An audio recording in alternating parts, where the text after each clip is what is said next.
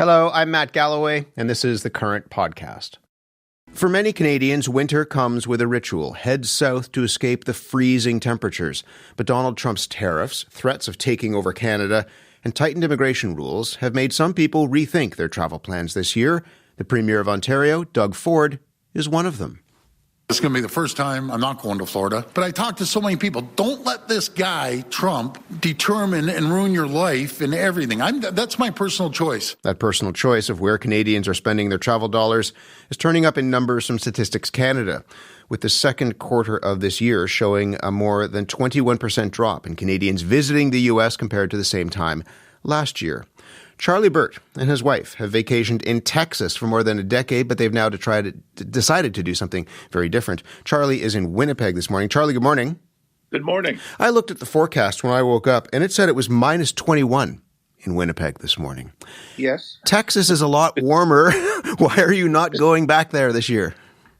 Well, the primary reason is the President of the United States. Why do you want to spend time with an individual that insults your leadership of the country, insults the people who live here? And when he says he's got many friends here, well, I don't think he has.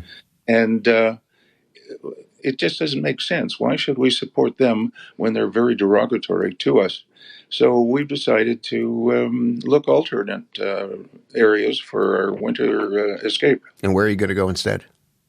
We're going into Mexico, into Playa de Carmen. Playa de Carmen. Ah, okay. Somewhere new. I mean, you're not even familiar with it. You've never been down to Mexico before? Oh, I have been. Our trailer was about 7 miles from the Mexican border. Okay. So we have been in it, and I have been to a number of spots in Mexico and love the place dearly.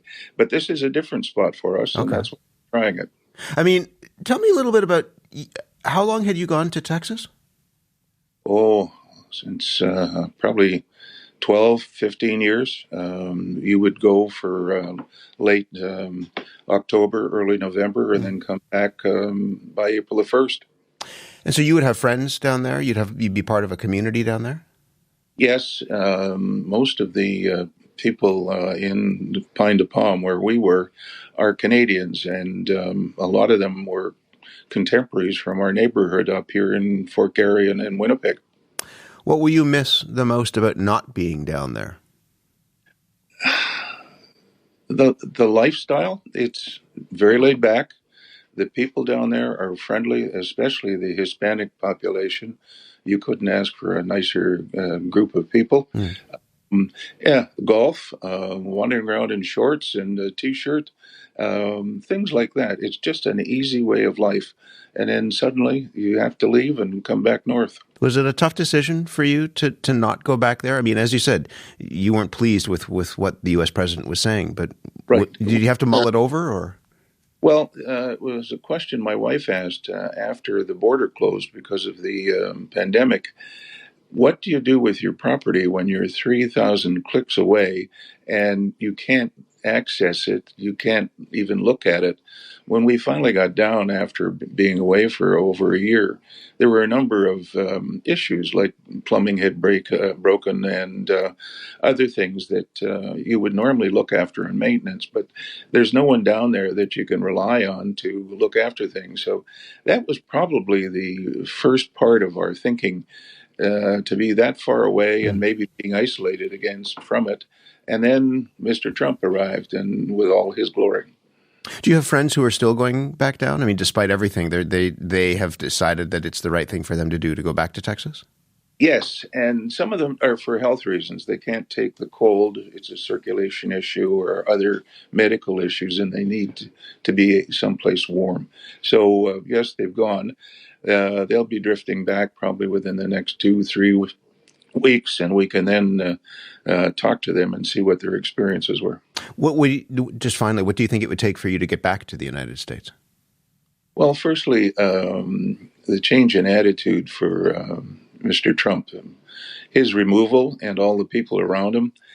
And see, the issue is not only him, he talks to a lot of people, and a lot of Americans think he's telling the truth and the way to act. So you come down and you wonder, are you going to be a target? Are you going to be subject to some abuse? You don't need that. And when he's gone, I think the temperature will lower and the feeling will be much better. And we can get back to being normal if that's possible. In the meantime, the temperature will be very different in Mexico than it is this morning in Winnipeg. Oh, yes. Looking forward to it. Charlie, safe travels. It's good to talk to you. Thank you very much. You're welcome. Thank you. Charlie Burt was in Winnipeg, Manitoba, used to head to Texas, now heading to Mexico. Joanne McAlpine-Stiles is from Moncton. She's been spending her winters in Florida for over a decade. According to the website Visit Florida, visits by Canadians to that state dropped by something like 20% in the second quarter of this year compared to 2024. Joanne and her husband are among the Canadians still deciding to go to down to Florida, and she is in Zephyr Hills, just north of Tampa. Joanne, good morning to you. It's Joan. Joan, pardon me. My apologies. That's okay. Tell me a little bit about. I've been called worse. Tell me a bit about why you're deciding to go down to Florida. What is it? We just heard from somebody who said he's not going to Texas. You're going to Florida. Why are you making that trip? I guess there are a number of reasons why. Number one, I guess we love it here. We've been coming here. This will be 2026 will be our 13th year being here. We have property here. We have a lot of friends here. Yeah. The lifestyle, the climate, all of those reasons are the reasons we're here. This is our winter home, and it has been, and we've been very happy here and hope to continue to be so, even with the issues that have occurred throughout the country and the administration that is now in power. Tell me about those issues. You told our colleagues in Moncton that earlier this year you had some uncertainty about returning back to Florida. I think everybody did. There was concern about going across the border. You hear horror stories. Our entrance to the United States was absolutely flawless. Excuse me. No problem whatsoever. And last year when we left in the spring, I think there was a bit of concern as to what the feeling was going to be of fellow Floridians that were here, what the American people might feel.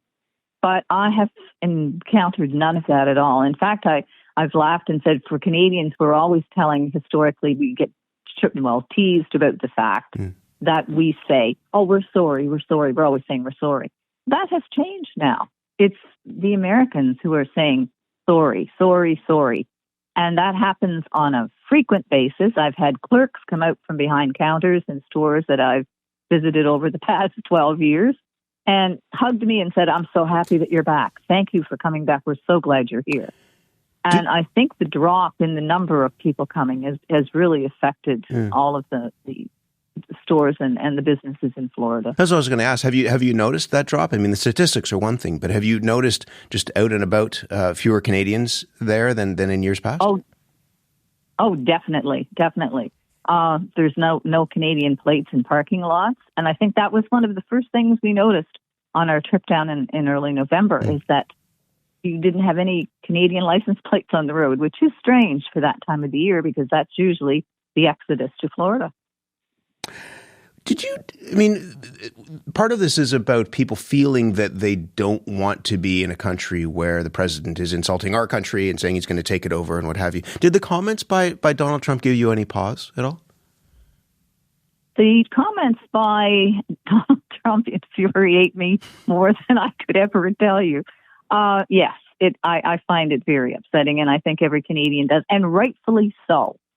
But I think the thing that you have to remember is that this is one individual, Matt. It's not the population. I'm sure as in every country, Canada and the U.S. or any other country in the world, there are people who have extreme ideas.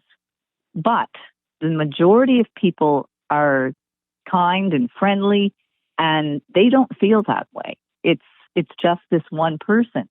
And sadly, I feel really bad because I think there's been a rift to a certain degree that may take years to repair between the two countries. I mean, it's been sort of like your best friend just kind of slapped you. And that's very troublesome, and it makes everyone upset. But the majority of people that live here do not feel that way. They are feeling the pain. They're feeling the pain of tariffs. They're feeling the pain of high costs, just the same way Canadians are. And they don't like what's going on. Mm. But like a lot of people, I think probably even in the present administration, nobody is going to say too much because they're a little bit afraid to speak. I'll let you go, but you mentioned people apologizing. One of the things people often say is that you don't want to talk about politics or other prickly matters with friends and family. Do these issues come up when you're sitting around with your friends down in Florida? Never. We don't talk politics at all. But if someone, as the point I was making is that it's surprising that people that don't even know you, when they find out you're Canadian, will come up to you and say, "We're sorry, we're glad you're here." Mm. That is something I've never seen before. And it hasn't happened just once, but numerous times. Joan, glad to talk to you about this. Thank you very much. Oh, you're most welcome, and Merry Christmas back. And same to you. All the best down south where it's much warmer, I think, than much of the rest of this country. 26 degrees is that pool weather. You're making us hurt. Joan McAlpine-Stiles is a resident of Moncton, spends her winters in an RV park in Florida. She was in Zephyr Hills, Florida, which is just a little bit north of Tampa. Wayne Smith is a professor at the Ted Rogers School of Hospitality and Tourism Management, director of the Institute for Hospitality and Tourism Research at Toronto Metropolitan University. He's with me in our Toronto studio. Good morning. Good morning. The stats are one thing. What do we know about how significant the drop is in terms of Canadians not heading to the United States? There's a number that everyone seems to be ignoring. There was a big report done with the U.S., all the northern states that just put out. 2 of the states recorded the credit card spending. And both of them, Montana and Vermont, were down over 40 to almost 50% in credit card spending. And that's the real number, because people look at the border numbers going across. Well, that counts everyone who's going across for work or crossing for, transport trucks and stuff like that. When you look at the credit card numbers and we're seeing spending down between 40 and 50%, that is showing that it's having a real impact. I mean, both of our guests, Joan and earlier in the conversation that we had, we're talking about the fact that they agree that the comments from Donald Trump are egregious, that they're upset by what the president has said, and yet they are also, split on what they're doing. Some people are going, some people aren't going. What is your sense as to why folks aren't making that trip, who aren't going down across the border? Tourism at its heart is a safety industry. You have to feel like you're going to be safe at the destination you're going to. And different people have different levels of safety threshold, right? So some people will walk down a certain street and think, oh, this is perfectly fine. And some people say, oh, I don't want to go down that street because it's dangerous. So some people look at, for example, crossing the border, if they have a threshold and then they're worried about, going to secondary inspection and all those things, or worried about the ICE, or worried about the not following all the rules, the new rules about staying more than 30 days and getting the fingerprinting and stuff like that. Different people will have very different thresholds, and you're seeing that right now. Do you think that, those new rules in particular about if you're staying for more than 30 days, has that turned some people off? I think it definitely has. I think the whole idea that when you're crossing, you want to feel like you're part of a community, right? So when you're crossing and all of a sudden we're going to fingerprint you and we're going to, do the biometrics and take your picture, for some people it makes them feel like they've done something wrong even though they've done nothing wrong. And just that feeling, it creates that insecurity, which creates a feeling that, am I welcome here? What does it mean for the local economies? Again, this goes back to the credit card data that you're talking about. We've heard stories of Vegas, for example, the number of Canadians who aren't going to Las Vegas and spending all sorts of money, those border states as well, but also down in places like Florida and Arizona and Palm Springs, where a lot of Canadians would go to escape the cold weather. What does that mean for their economies? Well, the big news you're going to see is come February, when they're starting to work on next year's budgets, all of a sudden, all those taxes that they're getting from the accommodations tax, the food preparation tax, the different taxes, the admissions taxes, all those revenues, the sales taxes in Buffalo, for example, would be another one. They take a big portion of that to help run those cities. So the U.S. tax system is different than the Canadian one, where a lot of those tourism taxes actually fund a lot of local and state services. So when you take away that tax base, all of a sudden you're looking at, there's been estimates in Orlando, for example, that 29% of the property tax is saved by the tourism taxes. So You're not going to raise taxes 29% on property taxes, so what are you going to do? Something's going to be cut. Exactly. Yeah. Joan talked about the fact that when she's down in Florida, people apologize to her, that they feel as though they need to say something. What is your sense of that? That relationship that people have in the places, if they are choosing to go, the relationship that they have with the people in those communities? On an individual basis, people are nice. Just like anywhere else, right? You can go somewhere and you get individual relationships. And when I'm looking face to face with someone, we're going to be kind. We're going to be nice to one another and civil most of the time. But what happens is when you're looking at the percentage of people who take Florida, for example, you had more than 50% of the people vote for Trump. And they knew sort of what he's all about. They had a whole first term with him. I lived in the States during the first Trump term, so I experienced it. So they knew what they were getting into, but they still voted for it. So it's sort of an interesting kind of dichotomy there that you're seeing. Charlie's not taking his trailer to Texas. He is going to Mexico instead. Where are Canadians going? If we aren't going to Florida and to Arizona and what have you, where are we going instead?